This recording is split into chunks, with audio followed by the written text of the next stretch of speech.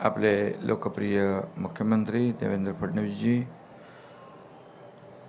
उपाध्यक्ष अण्णा बनसोडे, मंत्री संजय राठोड, मंत्री मंगल प्रभात लोढा, मंत्री आशिष शेलार, मंत्री संजय शिरसाट, आनंदराज आंबेडकरजी, नरेंद्र जाधवजी, श्री कालिदास कोळंबकरजी, राहुल शेवाळे, संजय बनसोडे, सर्व व्यासपीठावरील सन्मान्य मान्यवर, महापालिकेचे आयुक्त आहेत, त्याचबरोबर अन्य सर्व मान्यवर, अमित साटमजी आणि नागसेन कांबळे, भारतीय संविधानाचे शिल्पकार, प्रज्ञासूर्य, युगप्रवर्तक, महामानव, भारतरत्न डॉक्टर बाबासाहेब आंबेडकर यांना मी विनम्र अभिवादन करतो. परमपूज्य बाबासाहेबांच्या पवित्र स्मृतींना अभिवादन करण्यासाठी, त्यांच्या कार्यापुढे नतमस्तक होण्यासाठी राज्यभरातून, देशभरातून, जगभरातून आपल्यासारखे लाखो अनुयायी या पवित्र अशा चैत्यभूमीवर दाखल झालेत. डॉक्टर बाबासाहेब आंबेडकर युगपुरुष आहेत, समतेचे पुजारी आहेत. डॉक्टर आंबेडकर बाबासाहेब हे भारतीय स्वातंत्र्याचा आणि समतेचा सूर्य आहे.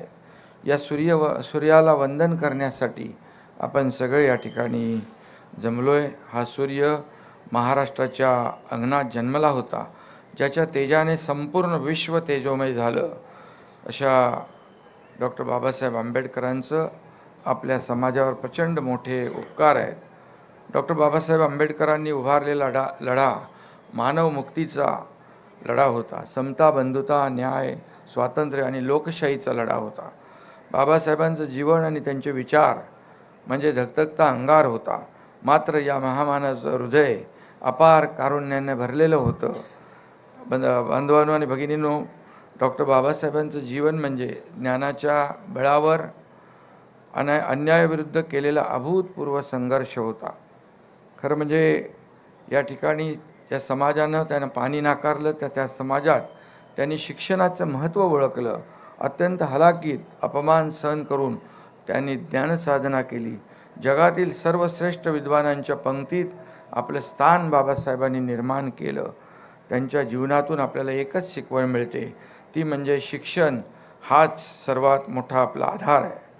आणि म्हणून डॉक्टर बाबासाहेबांनी आपल्याला दिलेला शिका, संघटित व्हा, संघर्ष करा हा त्रिसूत्री मंत्र आजच्या काळातही तितकाच महत्त्वाचा आहे.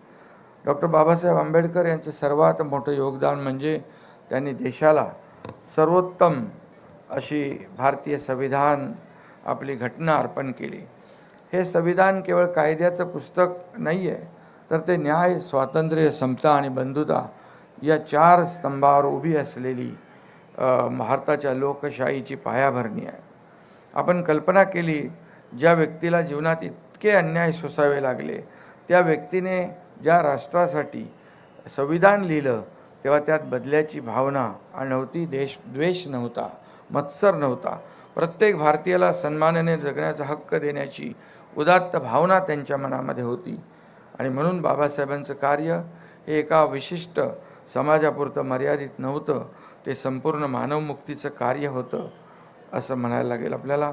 बाबासाहेबांनी आपल्या ज्ञानाचा उपयोग तळागाळातील दुर्बल, वंचित आणि उपेक्षित समाजाला सशक्त बनवण्यासाठी केला.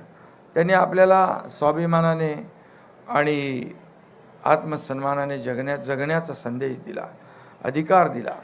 सुराज्य आणि स्वराज्य यांच्यातला फरक बाबासाहेबांनी नीट आपल्याला सांगितला.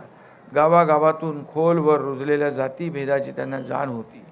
संकुचित जातीय, धार्मिक किंवा राजकीय अन्य स्वार्थासाठी त्यांनी राष्ट्रनिष्ठा कधीही बाजूला ठेवली नाही. आणि म्हणून स्वातंत्र्यानंतर कायदा मंत्री म्हणून सत्तेत सहभागी होताना, शेड्यूल कास्ट फेडरेशन काढताना, धर्मांतराची घोषणा करताना अशा महत्त्वाच्या जीवन प्रसंगी सतत त्यांनी राष्ट्रनिष्ठा जागृत ठेवली. त्यामुळे खऱ्या अर्थाने ते राष्ट्रपुरुष ठरले. महामानवाचा पदस्पर्शाने पावन झालेली ही सगळी जागा आहे. आणि म्हणून या जागेत आपण जमलेलो आहोत. बाबासाहेबांनी मानवतेचा धर्म आपल्याला शिकवला. दीक्षाभूमी किंवा चैत्यभूमी, इंदू मिल इथे होणारं भव्य दिव्य स्मारक ही स्थळं जी आहे, राज्यासाठी नाही तर आपल्या देशासाठी भूषण ठरतील. आणि म्हणून इंदू मिले तर जगाला हेवा वाटावा असं भारतरत्न डॉक्टर बाबासाहेब है आंबेडकर सबके यांचं पास स्मारक उभारण्यात येतं. जीवन जीने का आज आपण समान केवळ अधिकार है। और एका जो सामाजिक महामानवाचं न्याय स्मरण कोई करत बहुत नाही आसान चीज तर नहीं संपूर्ण है। भारताच्या सामाजिक विवेकाचा आणि न्याय की बात स्वाभिमानाचा करने वाले जागर आहे. लोगों को हा अक्सर बहुत माणुसकीच्या सारी चुनौतियों धर्माचा का सोहळा और आहे. बहुत दबाव का सामना काल करना देखील पड़ता है, बहुत चेंबूरला एक परेशानियां फेस भीमज्योतीचं करनी पड़ती है, लेकिन उस त्या सब के बावजूद आयोजन अडिग करण्यात आलं. रहे विचारांची और भीमज्योत अपने विचारों पर कायम कायम रहे, तेवत अपने राहील. मूल्यों से आणि कभी म्हणून भी अनेक टस से मस ठिकाणी नहीं हुए। बाबासाहेबांची स्मारकं होत आहेत. यातून सर्वसामान्य लोकांना प्रेरणा मिळते, ऊर्जा मिळते. न्याय शेवटच्या माणसापर्यंत पोहोचला पाहिजे ही भावना बाबासाहेबांच्या मनामध्ये होती. आणि म्हणून पददलितांचं स्फूर्ती व आशास्थान असलेल्या अशा या महामानवाला त्यांच्या महापरिनिर्वाण दिनानिमित्त सहस्त्रकोटी अभिवादन करतो. आणि ज्ञानसंपन्न युगंधराच्या आठवणींना आपण स्मरण करूया. मिळून आपण सारे समता प्रस्थापित करूया. जय हिंद, जय महाराष्ट्र, जय भीम.